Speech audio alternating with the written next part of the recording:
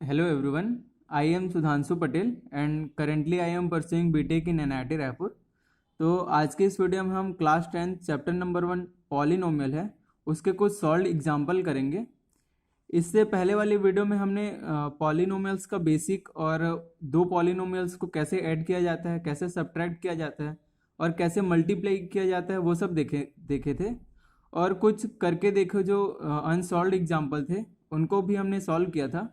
तो आज के इस वीडियो में हम कुछ क्वेश्चन सॉल्व करेंगे जो कि सॉल्व है। तो पहला क्वेश्चन है, एक कार 4 घंटे में x किलोमीटर दूरी तय करती है।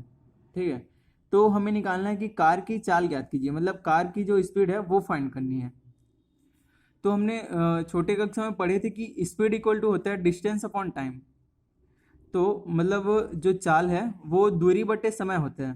ठीक है, तो ऐसे क्वेश्चन को सॉल्व करने से पहले हम जितने भी टर्म्स दिए हुए होते हैं उसको लिख लेना चाहिए। तो पहले लिखते हैं, दिया है ना। तो क्या क्या दिया है, एक कार है जो कि 4 घंटे में x दूरी तय कर रही है, x किलोमीटर दूरी तय कर रही है। तो कार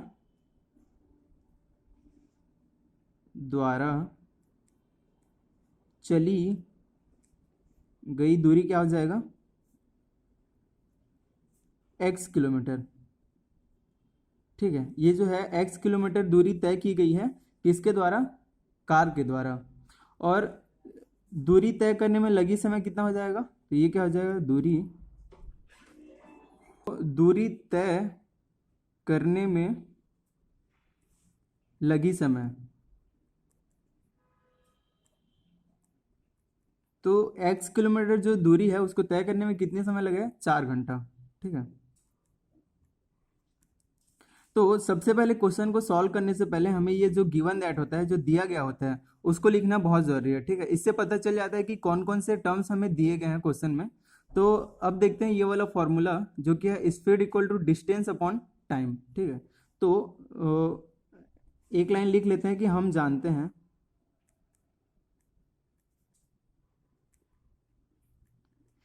क्या पता है हमें कि जो चाल होता है वो डिस्टेंस अपॉन टाइम होता है। ठीक है, तो चाल बराबर दूरी बटे समय। ठीक है, तो दूरी तो हम लोग को दिया गया है कि x किलोमीटर दूरी तय कर रही है, जो कार है वो x किलोमीटर दूरी तय कर रही है। तो क्या हो जाएगा, दूरी x किलोमीटर, और जो समय लग रहा है, जो x किलोमीटर तय करने में जो समय लग रहा है वो कितना है, 4 घंटा। तो 4 घंटा। ठीक है, तो ये स्पीड इक्वल टू क्या आ जाएगा, 4 किलोमीटर। ये हावर है, उसको हम क्या कर सकते हैं, ऊपर ले जाएंगे तो पावर में -1 आ जाएगा। ठीक है, तो ये क्या हो जाएगा, तो लास्ट में ये हो गया आंसर। तो लास्ट में हमें एक लाइन लिखना पड़ता है कि अतः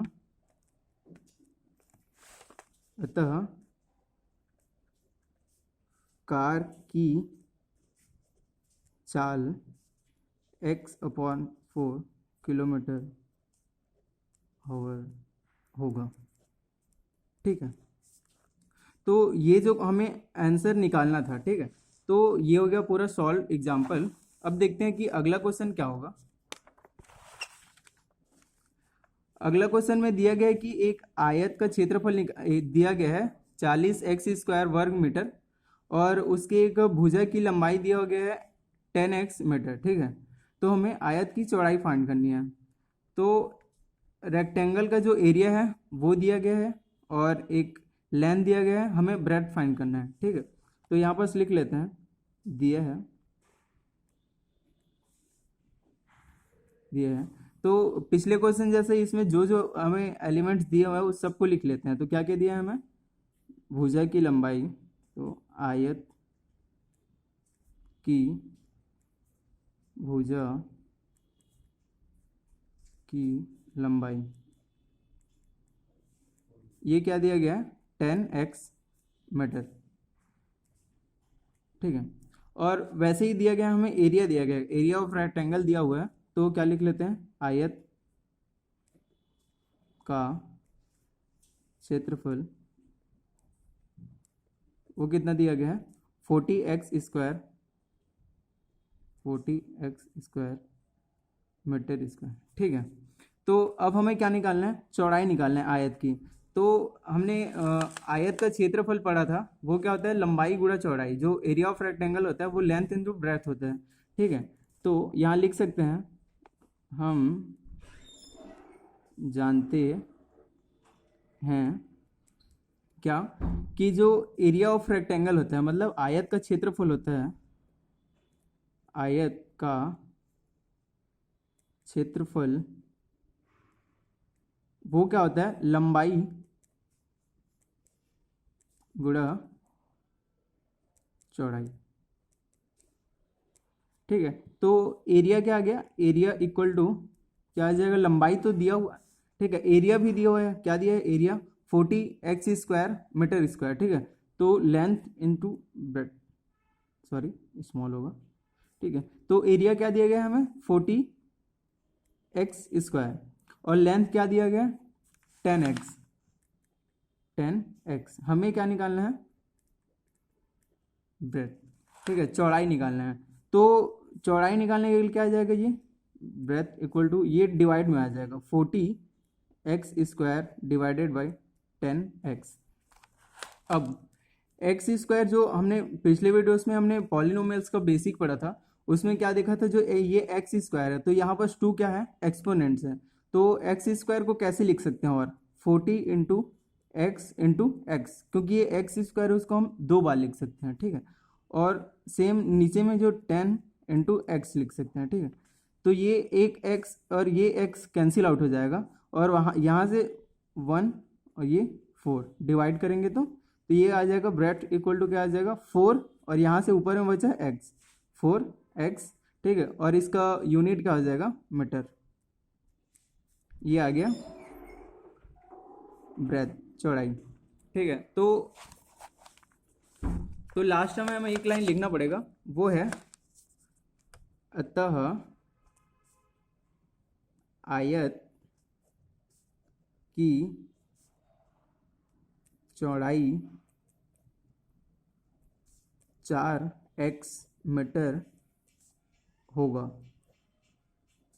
ठीक है, तो अब अगला क्वेश्चन देखते हैं, जो लास्ट क्वेश्चन है, जिसमें हमें एक पॉलिनोमियल दिया गया है, उसको हमें 3x से डिवाइड करनी है। ठीक है, तो लिख लेते हैं यहाँ पर क्या दिया गया है, ये एक पॉलिनोमियल दिया गया है, उसको हमें 3x से डिवाइड करनी है। ठीक है, तो नॉर्मल से लिखें तो क्या हो जाएगा 18x² प्लस 9x को हमें डिवाइड करना है, किससे 3x से। ठीक है, तो डिवाइड करने के लिए पता है कि हम इसे 18x² plus 9x divided by, जो डिवाइडेड बाई है उसको ऐसे भी लिख सकते हैं डिवाइडेड बाई 3x। ठीक है, अब क्या कर सकते हैं, जो ये 18x² है और जो 9x है उसको हम अलग अलग करके लिख सकते हैं। तो ये क्या आ जाएगा 18x² डिवाइडेड बाई 3x, और जो प्लस है बीच में उसको plus 9x divided by 3x। ठीक है, तो लास्ट क्वेश्चन में जैसे किए कि x को 2 बार लिख सकते हैं, जो x² है उसको x multiply by x divided by 3 multiply by x plus 9 multiply by x divided by ये क्या हो जाएगा 3 मल्टीप्लाई बाई x। ठीक है, तो ये एक x कैंसिल आउट हो जाएगा, और ये क्या हो जाएगा 3 1 जा और 3 6 जा, तो यहाँ आ जाएगा 6x प्लस ये वाला प्लस, और यहाँ से क्या हो जाएगा ये x और ये x कैंसिल आउट हो जाएगा, और ये 3 1 जा 3 3 जा 9, तो ये आ जाएगा 3।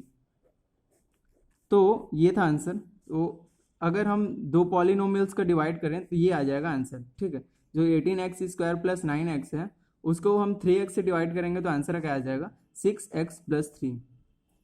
तो ये था कुछ सॉल्व एग्जाम्पल।